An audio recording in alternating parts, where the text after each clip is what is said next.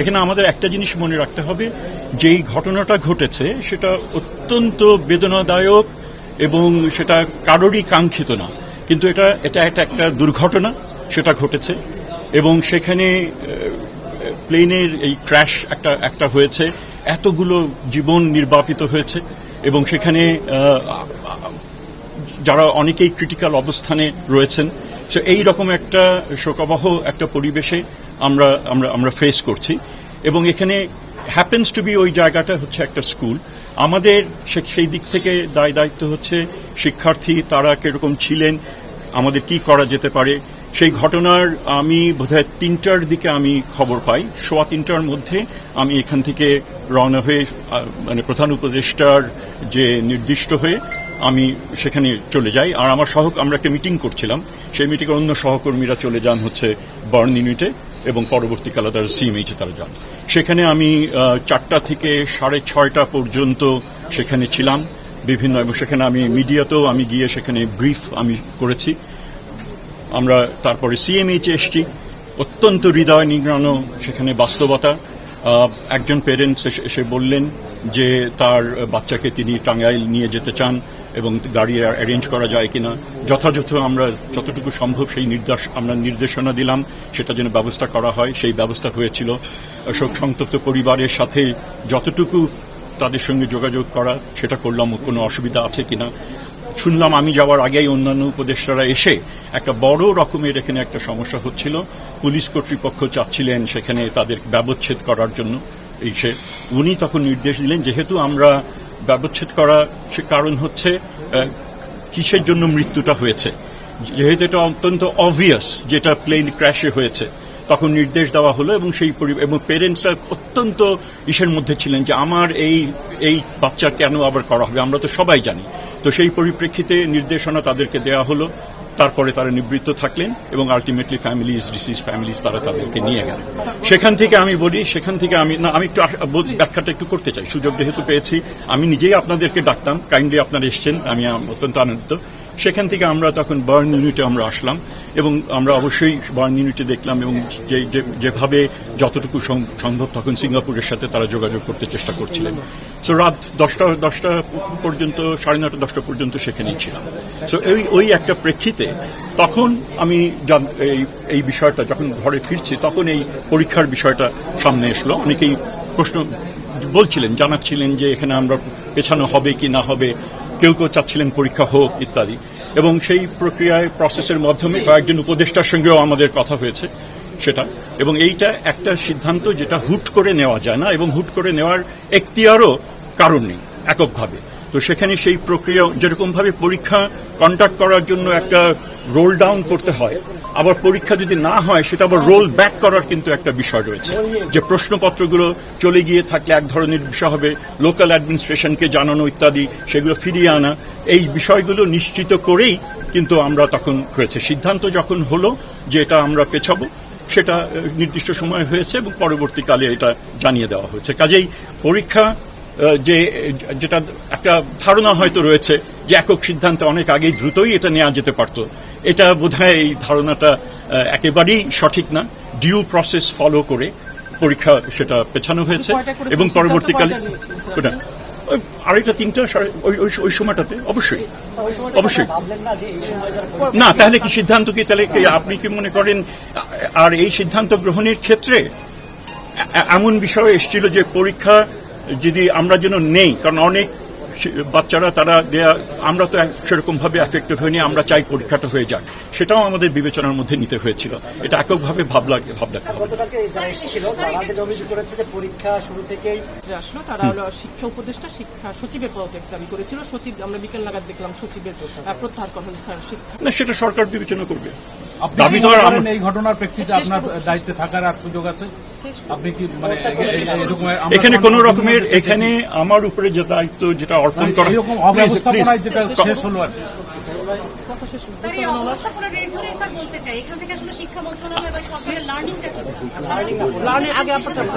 না, এখানে আমার মনে হয় রায় আপনারাই যখন দিয়ে দিচ্ছেন আপনার, না আমার এখানে দেওয়ার তেমন কিছুই নাই।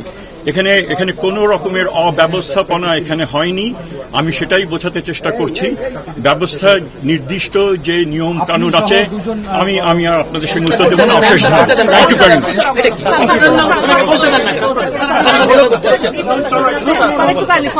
এটা কোনো কথা হলো না। আপনি তো আমাকে জেরা করতে পারেন না, তাহলে মামলা করেন, কোর্টে যান। নর্মাল সৌজন্যতা যদি না রাখেন তাহলে কিন্তু আমাদের পক্ষে এটা করা যাবে না। আমি তো সেটাই বলেছি যে সেক্রেটারি রিজাইন করেছেন, যারা রিজাইন করেছেন মানে কি ওনাকে অব্যাহতি যেটা দেওয়া হয়েছে সেটা উচ্চতর একটা কমিটির সিদ্ধান্ত, এবং আমি সারাদিনের আমি সেই সিদ্ধান্তের সঙ্গে আমি যুক্ত ছিলাম না। কেন দেওয়া হয়েছে সেটার উত্তর আমি দিতে পারবো না। দ্বিতীয়ত হচ্ছে আমার চাওয়া হয়েছে, আমি নিজের থেকে করার কোনো অভিপ্রায় নেই, কারণ আমি এখানে আমার কাজের কোনো এখানে ব্যত্যয় হয়েছে বলে আমি মনে করি না। আপনাদেরকে আমি ঘটনা পরম্পরায় আপনাদেরকে জানালাম, সেই আপনারা সেটা বিবেচনা করবেন, সেটা ঠিক কি বেঠিক আমার মনে হয় না। আর যদি আমার তো নিয়োগকর্তাও রয়েছেন, তারাও যদি এখানে মনে করেন যে এখানে ব্যত্যয় ঘটেছিল, তো আমাকে যেতে বললে আমি অবশ্যই চলে যাব। আমার কোনো এখানে আঁকড়ে ধরার, নিজেকে জাস্টিফাই করার কোনো কিছু নয়। তবে আপনি প্লিজ আর আমাকে করবেন। তো এই আমার এতটুকু এখানে আমি আপনার তো অনেকগুলো দুই একজন আমি একটা প্রশ্ন করতে চাই সামগ্রিকভাবে তো মানে শিক্ষার্থী অভিভাবক সবার মধ্যে অব্যবস্থাপনা বা সবাই একটু ভোগান্তির মধ্যে পড়েছে, সেই জায়গায় কি আপনারা একটু রিগ্রেট করবেন? বা না, এখানে ভোগান্তির মধ্যে আমার এই যে ব্যাখ্যা যেটা দিলাম, তারপরেও যদি আমার ধারণা তারা এই ব্যাখ্যা দেওয়ার পর তারা যদি ভেবে থাকেন তারা ভোগান্তির মধ্যে পড়েছিলেন, তাদের সেই ধারণাটা পাল্টাবে বলে আমি মনে করি। আবার বাস্তবে অনেক শিক্ষার্থী রয়েছেন এবং তাদের পিতামাতা রয়েছেন, তারা অসন্তুষ্ট হয়েছেন যে এটা কেন সময় মতো হলো না, এই বাস্তবতাও কিন্তু রয়েছে। তো কাজে সেটাও একটু বিবেচনার মধ্যে নিতে হবে। এই ধরনের সিদ্ধান্ত হুট করে নেওয়া এটা মোটেই সঠিক না। যেরকম প্ল্যান করতে হয়, রোল ব্যাক করতে হলেও সময় লাগে, এবং যথাযথভাবে হয়েছে। বা এটা যদি আগে নেওয়া যেত ভালো হতো, কিন্তু আগে নেওয়া সেটা সম্ভব হয়নি সঙ্গত কারণ। এটা নিয়ে এই বিষয় নিয়ে অন্য কোনো প্রশ্ন চাইবেন কিনা ক্ষতিপূরণ? যেহেতু বড় আমাদের তাদের সাথে আমরা কালকে, আপনারা জানেন, আমরা দুজন উপদেষ্টা এবং আমার চিফ অ্যাডভাইজারের প্রেস সেক্রেটারি আমরা সেখানে গিয়েছিলাম। কেন গিয়েছিলাম সেটা আপনাদেরকে বলি। আমাদের মূল উদ্দেশ্য ছিল ফর্মালি স্কুলকে গিয়ে কন্ডোলেন্স জানানো on behalf of the government, instructed by the chief advisor.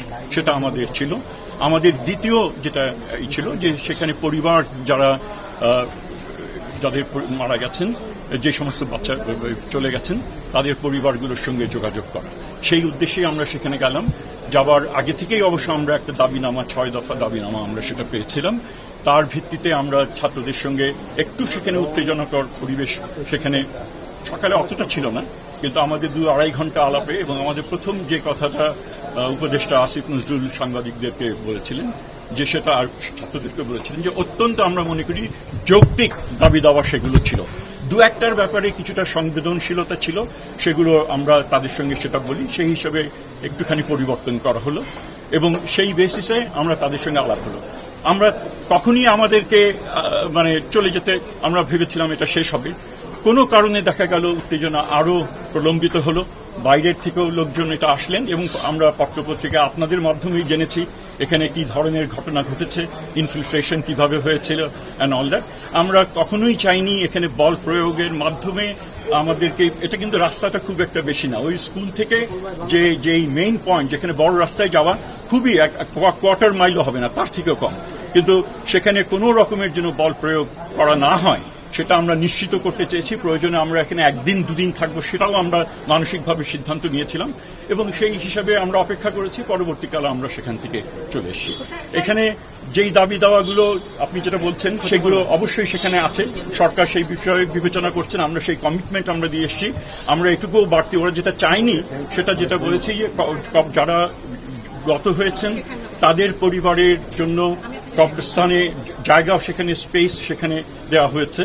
এই ধরনের যতটুকু সম্ভব আমরা এটা করব। আমরা সংবেদনশীল, তাদের চিকিৎসারও যথাযথ ব্যবস্থা সেগুলো সেখানে করা হবে। ডিফেন্স মিনিস্ট্রির সাথে আমাদের কথা বলার কিছু নেই। এখানে সরকারের বিভিন্ন কর্তৃপক্ষ রয়েছেন, যথাযথ কর্তৃপক্ষ, তাদের সাথে আমরা সেখানে কমিট করে এসেছি যে এই তারা আমরা তাদেরকে অবহিত করব। সেটা কোন মাধ্যমে যাবে, কি সেটা অ্যাডমিনিস্ট্রেটিভ ডিসিশনস, সেগুলো সেরকম ভাবে। অশেষ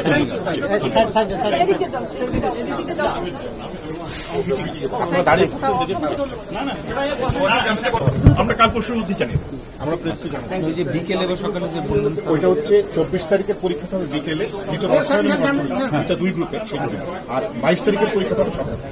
আমরা দিয়ে দেবো পরীক্ষাটা ধরুন পরীক্ষা শেষ হয়ে যাওয়া, ও আচ্ছা যেদিন হবে সেদিন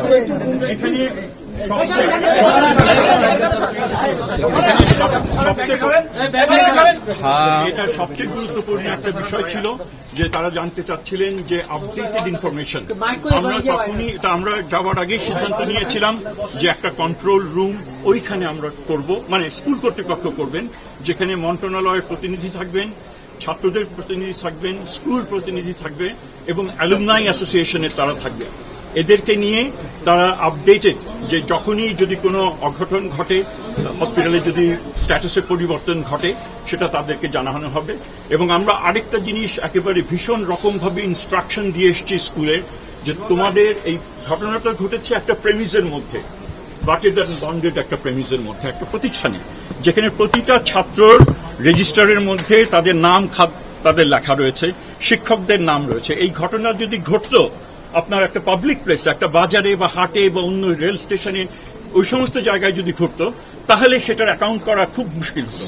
আমরা ছাত্রদেরকে আমরা এই ইনস্ট্রাকশন দিয়েছি স্কুলকে, তো আপনারা ইমিডিয়েটলি ছাত্রদের কাছে সেই লিস্টটা দেন এবং তাদেরকে প্রশমিত হোক, তারা বের করুক, এবং যদি কোনো থাকে, মানে এই ব্যাপারে মিসিং পার্সন থাকে, obviously authorities have to account for that. তো সেই ব্যবস্থা করে এসছি। এখনো পর্যন্ত সেদিক থেকে আমার জানা মতে সেরকম হয়নি, সব মানে তারা এটা করছেন, এবং সেই দিক থেকে তাদের যে শঙ্কা যেটা ছিল সেটা আই থিঙ্ক বহুলাংশে প্রশমিত হয়েছে, এবং সেই প্রক্রিয়া এখন অব্যাহত। আপনি কি মনে করেন লোকালয় এ ধরনের একটা প্রশিক্ষণ বিমান এভাবে কি ঠিক না? ওই বিষয়টা তো না, ওই বিষয়টা তো কালকে হাইকোর্টেরও বোধহয় একটা আজকে পত্রিকায় করলাম, নির্দেশনা আছে। না, অবশ্যই এটা পুনর্বিবেচনা তো ডেফিনেটলি দাবিদার, যে এই ধরনের এটা হওয়া দরকার, এবং আমরা ওদের দাবির মধ্যে রয়েছে, আমরা তার সাথে সহমত প্রকাশ করি। Thank you. কতদিনের মধ্যে এটা বলার জন্য আসছে? এই দাবিগুলো তো বিভিন্ন রকমের দাবি, কোনোগুলি ইমিডিয়েটলি করা গেছে, যেটা হচ্ছে ওই কন্ট্রোল কমিটি করা। কিছু সময় লাগবে, কারণ আপনার যেটাকে বলে হয় যে কম্পেনসেশন, এগুলো ওয়ার্কআউট করতে হবে, এগুলো সম্ভব না। তো আমরা দ্রুততম সময়ের মধ্যে এই বিষয়গুলো আমরা করব, কারণ আমরা জানি এটা পুরো জাতি তাকিয়ে আছে এই ক্ষেত্রে, বড় রকমের একটা শোকাবহ একটা বিষয়, এবং সেখানে যতটুকু পারা যায় অনিশ্চয়তা, সন্দেহ, এগুলোকে আমাকে অ্যাড্রেস করা, এবং আপনাদের একটা বিশাল এক্ষেত্রে ভূমিকা রয়েছে মিডিয়া, এবং আমরা আশা করি সংবেদনশীলতার সাথে এবং বস্তুনিষ্ঠ যেন এখানে করা হয়, আপনার সংবাদ যেন পরিবেশন করা হয়। অবশ্যই আপনারা ক্রিটিক্যাল থাকবেন, কিন্তু সোশ্যাল মিডিয়া থেকে শুরু করে কিছু মিডিয়াতে এমন তথ্য প্রথম থেকে জেনারেটেড হওয়া শুরু করলো যেখানে বাস্তবের সাথে কোনো সঙ্গতিপূর্ণ নাই, ছবিগুলো AI জেনারেটেড অথচ পুরনো। এই সমস্ত ইররেসপন্সিবল জার্নালিজম ঠিক বলবো না, এই ধরনের যে রিপোর্টিং, এটা শুধুমাত্র লোকজনদেরকে বিভ্রান্ত করে তা না, একই সাথে এটা অসম্মানজনকও বটে যারা এখানে নিহত হয়েছে, তাদের পরিবার, তাদের মেমরি, এগুলোকে নিশ্চিতভাবে তাদের প্রতি অসম্মানজনক। সেই কথা বিবেচনা করে আপনাদের মাধ্যমে আমি এটা সকলকে জানাচ্ছি যে থেকে নিবৃত্ত। অশেষ ধন্যবাদ।